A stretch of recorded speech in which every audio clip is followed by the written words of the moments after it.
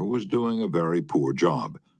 The other employees would jeer at him and litter the hallways to show him what a bad job he was doing. It was so bad, productive time was being lost in the shop. Without success, Pam tried various ways to motivate this person. She noticed that occasionally he did a particularly good piece of work. She made a point to praise him for it in front of the other people. Each day the job he did all around got better. Pretty soon he started doing all his work efficiently. Now he does an excellent job. And other people give him appreciation and recognition. Honest appreciation got results where criticism and ridicule failed. Hurting people not only does not change them, it is never called for. There's an old saying that I have cut out and pasted on my mirror where I cannot help but see it every day. I shall pass this way but once.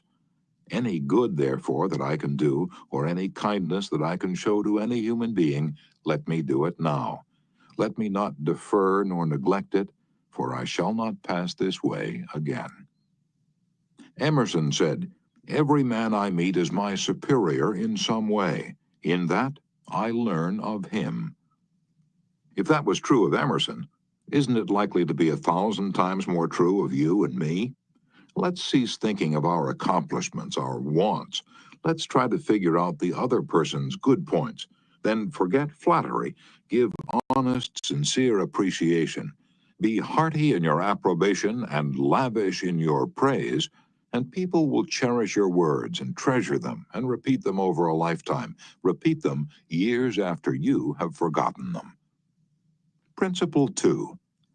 Give honest, sincere appreciation. Chapter 3. He who can do this has the whole world with him. He who cannot walks a lonely way. I often went fishing up in Maine during the summer. Personally, I'm very fond of strawberries and cream, but I found that for some strange reason, fish prefer worms. So when I went fishing, I didn't think about what I wanted. I thought about what they wanted. I didn't bait the hook with strawberries and cream. Rather, I dangled a worm or a grasshopper in front of the fish and said, "Wouldn't you like to have that?" Why not use the same common sense when fishing for people? That is what Lloyd George, Great Britain's Prime Minister during World War I, did. When someone asked him how he managed to stay in power after the other wartime leaders, Wilson, Orlando, and Clemenceau, had been forgotten, he replied that if his staying on top might be attributed to any one thing, it would be to his having learned that it was necessary to bait the hook to suit the fish. Why talk about what we want? That's childish, absurd. Of course you're interested in what you want. You are eternally interested in it, but no one else is. The rest of us are just like you. We are interested in what we want. So the only way on earth to influence other people is to talk about what they want and show them how to get it. Remember that tomorrow when you're trying to get somebody to do something.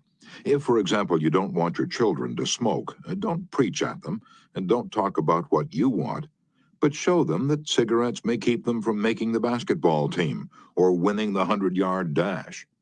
This is a good thing to remember, regardless of whether you're dealing with children or calves or chimpanzees. For example, one day Ralph Waldo Emerson and his son tried to get a calf into the barn. They made the common mistake of thinking only of what they wanted. Emerson pushed and his son pulled, but the calf was doing just what they were doing. He was thinking only of what he wanted, so he stiffened his legs and stubbornly refused to leave the pasture. The Irish housemaid saw their predicament. She couldn't write essays or books, but on this occasion at least, she had more horse sense or calf sense than Emerson had. She thought of what the calf wanted. So she put her maternal finger in the calf's mouth and let the calf suck her finger as she gently led him into the barn. Every act you have ever performed since the day you were born was performed because you wanted something. What about the time you gave a large contribution to the Red Cross? Yes, that's no exception to the rule. You gave the Red Cross the donation because you wanted to lend a helping hand. You wanted to do a beautiful, unselfish, divine act. Inasmuch as ye have done it unto one of the least of these, my brethren, ye have done it unto me. If you hadn't wanted that feeling more than you wanted your money, you would not have made the contribution. Of course, you might have made the contribution because you were ashamed to refuse or because a customer asked you to do it, but one thing is certain. You made the contribution because you wanted something. Harry A. Overstreet, in his illuminating book, Influencing Human Behavior, said, "Action springs out of what we fundamentally desire, and the best piece of advice which can be given to would-be persuaders, whether in business, in the home, in the school, in politics, is first arouse in the other person an eager want. He who can do this has the whole world with him. He who cannot walks a lonely way." Andrew Carnegie, the poverty-stricken Scotch lad who started to work at 2 cents an hour and finally gave away $365 million, learned early in life that the only way to influence people is to talk in terms of what the other person wants. He attended school only 4 years, yet he learned how to handle people. And to illustrate, his sister-in-law was worried sick over her 2 boys. They were at Yale, and they were so busy with their own affairs that they neglected to write home and paid no attention whatever to their mother's frantic letters. Then Carnegie offered to wager $100 that he could get an answer by return mail without even asking for it. Someone called his bet. So he wrote his nephews a chatty letter mentioning casually in a postscript that he was sending each one a $5 bill. He neglected, however, to enclose the money. Back came replies by return mail, thanking dear Uncle Andrew for his kind note, and, well, you can finish the sentence yourself. Another example of persuading comes from Stan Novak of Cleveland, Ohio, a participant in our course.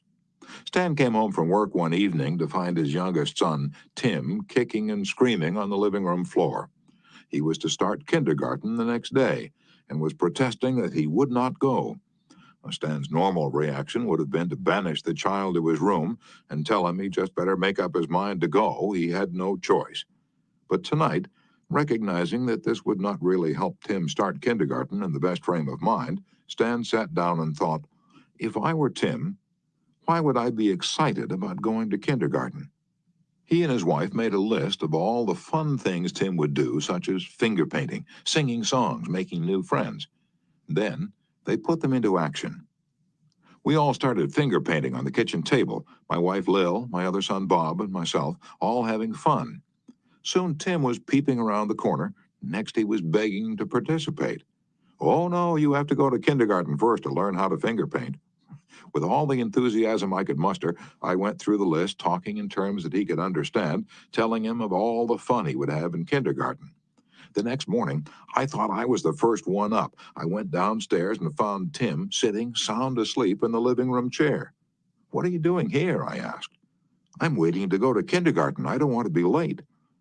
The enthusiasm of our entire family had aroused in Tim an eager want that no amount of discussion or threat could possibly have accomplished. Tomorrow, you may want to persuade somebody to do something.